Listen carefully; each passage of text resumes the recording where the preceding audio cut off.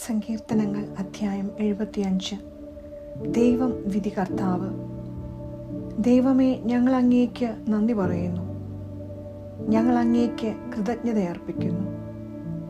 ഞങ്ങൾ അങ്ങയുടെ നാമം വിളിച്ചപേക്ഷിക്കുകയും അങ്ങയുടെ അത്ഭുത പ്രവൃത്തികളെ പ്രകീർത്തിക്കുകയും ചെയ്യുന്നു.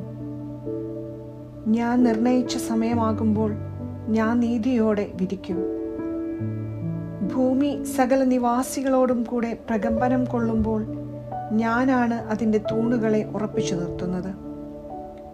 വൻപു പറയരുതെന്ന് അഹങ്കാരികളോടും കൊമ്പുയർത്തരുതെന്ന് ദുഷ്ടരോടും ഞാൻ പറയുന്നു.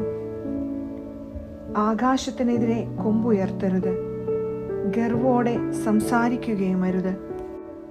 കിഴക്കുനിന്നോ പടിഞ്ഞാറു നിന്നോ മരുഭൂമിയിൽ നിന്നോ അല്ല ഉയർച്ച വരുന്നത്. ഒരുവനെ താഴ്ത്തുകയും അപരനെ ഉയർത്തുകയും ചെയ്യുന്ന വിധി നടപ്പാക്കുന്നത് ദൈവമാണ്. നുരഞ്ഞു പൊന്തുന്ന വീര്യമേറിയ വീഞ്ഞു നിറഞ്ഞ പാനപാത്രം കർത്താവിൻ്റെ കയ്യിലുണ്ട്. അവിടുന്ന് അത് പകർന്നു കൊടുക്കും. ഭൂമിയിലെ സകല ദുഷ്ടരും അത് മട്ടുവരെ ഊറ്റിക്കുടിക്കും.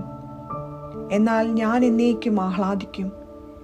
യാക്കോബിന്റെ ദൈവത്തിന് ഞാൻ സ്തുതിഗീതം ആലപിക്കും.